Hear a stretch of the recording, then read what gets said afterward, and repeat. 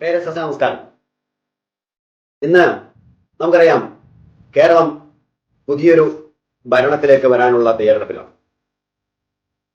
UDF എന്ന് പറയുന്ന ആ സഖ്യകക്ഷി, അതിലെ പ്രധാന കക്ഷി എന്ന് പറയുന്നത് മുസ്ലിം ലീഗാണ്. നെഹ്റുവിന്റെ പാത പിന്തുടരുന്ന, ഇന്ദിരാഗാന്ധിയുടെ പാത പിന്തുടരുന്ന, അവരുടെ വാക്കുകൾ ഓരോ സമയത്തും ഉദ്ധരിക്കുന്ന, മഹാത്മാഗാന്ധിയെ മറന്ന കേരളത്തിലെ കോൺഗ്രസ്. ആ കോൺഗ്രസിനോട് സ്വാതന്ത്ര്യ സമര സേനാനിയും ഇന്ത്യയുടെ ആദ്യത്തെ പ്രധാനമന്ത്രിയുമായ ബഹുമാനപ്പെട്ട ജവഹർലാൽ നെഹ്റു പറയുകയുണ്ടായി ലീഗിനെ കുറിച്ച്. അതിപ്രകാരമാണ്: ചത്ത കുതിരയാണ് മുസ്ലിം ലീഗ്. അതിനെ നമ്മൾ വളർത്തേണ്ടതില്ല എന്നുള്ളതാണ് അദ്ദേഹത്തിന്റെ വാക്കുകൾ. പക്ഷേ കേരളത്തിലെ ആദ്യത്തെ മന്ത്രിസഭയെ അട്ടിമറിക്കുന്നതിന് വേണ്ടി മുസ്ലിം ലീഗിനെ കൂട്ടുപിടിച്ച ഭരണ സംവിധാനത്തിലേക്ക് എത്താൻ കേരളത്തിലെ കോൺഗ്രസ് പ്രവർത്തകർ നടത്തിയ നാറിയ കളിയുടെ ഭാഗമായിട്ടാണ് നെഹ്റു മാറ്റി നിർത്തിയ, ചത്ത കുതിരയെന്നും പറഞ്ഞ് മാറ്റി നിർത്തിയ മുസ്ലിം ലീഗിനെ വളർന്ന് പന്തലിക്കാൻ ഇടവരുത്തിയത്. പ്രിയരെ, നമുക്കറിയാം എന്തുകൊണ്ടായിരിക്കും നെഹ്റു മുസ്ലിം ലീഗിനെ മാറ്റി നിർത്താൻ പറഞ്ഞത്. വളരെ സ്പഷ്ടമാണ്. ഭാരതത്തിനെ വിഭജിച്ച് 2 കഷ്ണങ്ങളാക്കി അതിലൊരു ഭാഗം മുസ്ലിം പേരിൽ, മതപരമായ പേരിൽ പരിവർത്തനം ചെയ്ത് ഒരു രാഷ്ട്രമാക്കിയ പാർട്ടിയുടെ ബാക്കി പത്രമാണ് മുസ്ലിം ലീഗ് എന്നുള്ളത് കൃത്യമായ രീതിയിൽ അറിയാവുന്ന ഒരു വ്യക്തിയായിരുന്നു നെഹ്റു. പക്ഷേ കേരളത്തിലെ ആദ്യത്തെ സർക്കാരിനെ അട്ടിമറിച്ചുകൊണ്ട് ഭരണത്തിൽ ഏറാൻ വേണ്ടി ഉണ്ടാക്കിയ നാറിയ കലയുടെ ബാക്കി പത്രമാണ് പിന്നീട് കണ്ടത്. പേരിൽ പോലും മതത്തിന്റെ ഭാഷവും അതുപോലെ ലിഖിതങ്ങളുമുള്ള ഒരു പാർട്ടി, ആ പാർട്ടിയെ മതേതര പാർട്ടി എന്ന് പറഞ്ഞിട്ടാണ് ഈ കോൺഗ്രസ് കൂട്ടുപിടിച്ചുള്ളത്, ഒന്നിച്ചു കൊണ്ടുപോകും. വേറെ നമുക്കറിയാം, മുസ്ലിങ്ങളുടെ അവകാശങ്ങൾക്ക് വേണ്ടി മാത്രം നിലകൊള്ളാൻ രൂപീകരിച്ച ഒരു പാർട്ടിയാണ്, ഒരു സംഘടനയാണ്, ഒരു ഏകോപന സംഘടനയാണ് മുസ്ലിം ലീഗ് എന്നുള്ളത്. ഈ മുസ്ലിം ലീഗിന്റെ സപ്പോർട്ട് ചെയ്യുന്ന എല്ലാ മതസംഘടനക്കാരും അവരുടെ മതത്തെ മാത്രം പൊക്കിക്കാണിക്കുകയും അവരുടെ അവകാശങ്ങൾക്ക് വേണ്ടി വാദിക്കുകയും അവകാശങ്ങൾ ഉന്നയിക്കുകയും ചെയ്യുന്ന കാര്യങ്ങൾ പല സമയത്തും നമ്മൾ കേട്ടിട്ടുണ്ട്. നമുക്കറിയാം, ഷാജിയുടെയൊക്കെ പ്രസ്താവന മതമാണ് എന്നുള്ളത്, അത് സോഷ്യൽ മീഡിയയുടെ വളരെയധികം പ്രചരിച്ച വിഷയമാണ്. നോക്കൂ, മലപ്പുറം ജില്ല രൂപീകരിച്ചത് എങ്ങനെയാണ്? മുസ്ലിം ഭൂരിപക്ഷ പ്രദേശമാണ് എന്ന് പറഞ്ഞുകൊണ്ട് തന്നെയാണ് അതിന് അവകാശം ഉന്നയിച്ചത് അവർ തന്നെയാണ്. അതിനെ വളം ഇട്ടുകൊടുത്തത്, അത് ഉണ്ടാക്കി കൊടുത്തത്, അതിന് അനുവാദം നൽകിയതോ നമുക്കറിയാം, സഖാൽ AMS മന്ത്രിക്കോട്. അപ്പം ചത്ത കുതിരയെ ഉയർത്തിക്കൊണ്ടുവരാൻ ഇവിടുത്തെ കമ്മ്യൂണിസ്റ്റ് പാർട്ടിക്കാരും സഹായിച്ചിട്ടുണ്ട് എന്നുള്ളതാണ് യാഥാർത്ഥ്യം. വേറെ സനാതന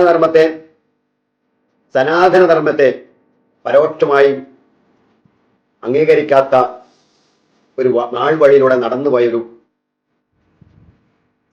സ്വാതന്ത്ര്യ സമരത്തിൽ പങ്കെടുത്തു എന്ന് പറയപ്പെടുന്ന ഒരു സംഘടനയുടെ ബാക്കി പത്രം വീണ്ടും UDF-ന്റെ കോൺഗ്രസിന്റെ ഒപ്പം നിന്നുകൊണ്ട് കേരളം ഭരിക്കാൻ തയ്യാറാകുമ്പോൾ, ഭരിച്ചിട്ടുള്ളപ്പോഴൊക്കെ വിദ്യാഭ്യാസം, പൊതുമരാമത്ത്, അതുപോലെ തന്നെ സമൂഹത്തിന്റെ മാനവ സിസ്റ്റത്തിലൊക്കെ കൈകടത്താൻ പറ്റുന്ന രീതിയിലൊക്കെ അവർക്ക് അധികാരത്തിന്റെ കൊട്ടത്തളങ്ങളിൽ ഇരുന്നു കൊണ്ട് മറ്റുള്ളവരെ ഭരിക്കാനുള്ള ഇടം കൊടുത്തത് കോൺഗ്രസ്സാണ്. ഭാരതത്തിന്റെ ദേശീയതയെ അംഗീകരിക്കുക, അത് പലപ്പോഴും നടത്തിയിട്ടില്ലാത്ത ഒരു പാർട്ടിയുടെ ബാക്കി പത്രത്തെയാണ് കോൺഗ്രസ് കൂട്ടുപിടിച്ചുള്ളത്. കോൺഗ്രസിലുള്ള ഹൈന്ദവ സുഹൃത്തുക്കൾ വളരെയധികം ചിന്തിക്കേണ്ട ആവശ്യമാണ്. പക്ഷേ മതേതരത്വം എന്ന് പറഞ്ഞാൽ മതം പേരിലുള്ള മതത്തിന്റെ പേരിലുള്ള രാഷ്ട്രീയ പാർട്ടിയാണ് ഈ കോൺഗ്രസ്സുകാർ ഇപ്പോഴും തലയിൽ വെച്ച് നടക്കുന്നത്. നോക്കൂ, അവരുടെ തലതൊട്ടപ്പനായിട്ടുള്ള ആൾ ആരാണ്? അതൊരു മത നേതാവാണ്. അവിടെ പാർട്ടി ഓഫീസുകൾക്ക് വരെയില്ല. ഇപ്പോൾ ആ വീട്ടിലേക്കാണ് കേരളത്തിലെ UDFന്റെ പ്രത്യേകിച്ച് കോൺഗ്രസിന്റെ ഒക്കെ നേതാക്കന്മാർ ചെന്ന് കുമ്പിടുന്നു. മതേതരത്വം എന്നും രാവിലെ മുതൽ വൈകുന്നേരം വരെ വിളമ്പുന്ന കോൺഗ്രസിന്റെ ആൾക്കാരാണ് ഒരു മത നേതാവിന്റെ വീട്ടിൽ ചെന്ന് അനുഗ്രഹവും ആശ്വാസവും ഒക്കെ വാങ്ങുന്നത്.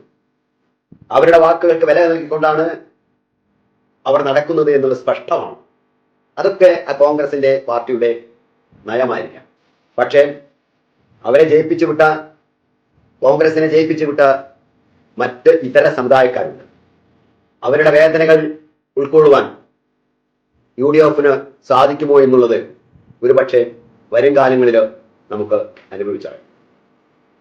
പ്രിയരെ, ഏത് സമയത്തും ദേശീയതയെ എതിർക്കുന്ന, ഭരണഘടനയെ ഉയർത്തിപ്പിടിക്കുന്നതോടൊപ്പം ദേശീയത എന്ന് പറഞ്ഞാൽ അത് ഹൈന്ദവതയുടെ കൂട്ടി വായിക്കുന്ന ഒരു ചരിത്രമുള്ള ഒരു പാർട്ടിയെ, വന്ദേ മാതരത്തെ മതമായിട്ട് കാണാൻ മതത്തിന്റെ ഭാഗമാണ് എന്ന് കാണിക്കുവാനും അതിനനുകൂലമായി നിലനിൽക്കാനുള്ള പ്രസ്താവനകൾ ഇറക്കുന്ന മതപണ്ഡിതന്മാരെ സപ്പോർട്ട് ചെയ്യുന്ന ഒരു വഴി, ഒരു പാതയാണ് പലപ്പോഴും ഈ കോൺഗ്രസ്. അതിലൂടെയാണ് കോൺഗ്രസിന്റെ യാത്ര.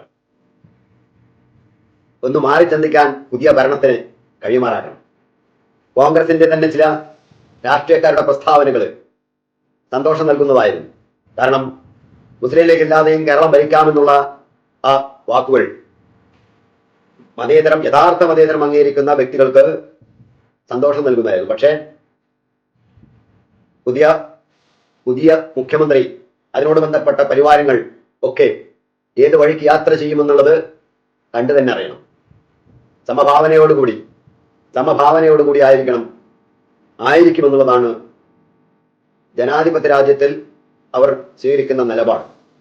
പക്ഷേ ചട്ടകുതിരയെ നമ്മളോട് പറഞ്ഞു പഠിപ്പിച്ച ആ നെഹ്റുവിനെ മറന്ന കോൺഗ്രസ്, ആ കോൺഗ്രസിനെ നമ്മൾ സംശയത്തോടു കൂടി തന്നെ നോക്കണം. ഏതായാലും നിർത്തുന്നു. നല്ല നമസ്കാരം.